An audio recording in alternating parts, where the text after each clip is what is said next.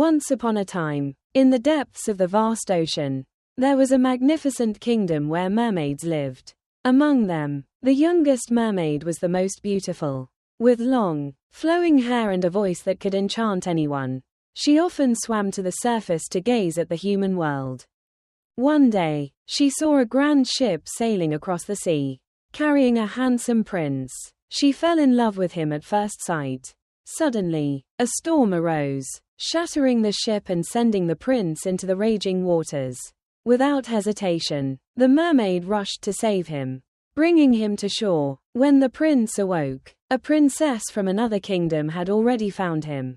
Believing she was his savior, the prince never knew of the mermaid's existence.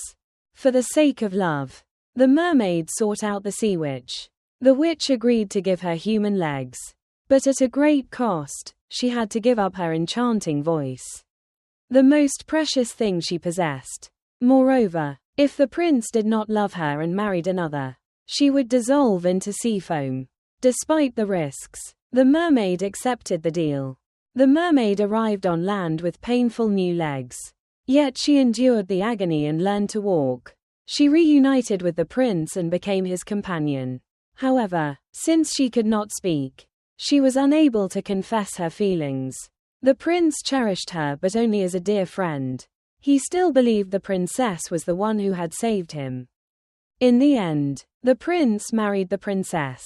On the night before the wedding, the mermaid's sisters came to her, offering a magical dagger they had received from the sea witch in exchange for their hair. If she used the dagger to kill the prince, she could return to the sea as a mermaid. But as she stood beside his bedside, watching him sleep peacefully next to his bride, she could not bring herself to do it. At dawn, she smiled through her tears and cast herself into the sea.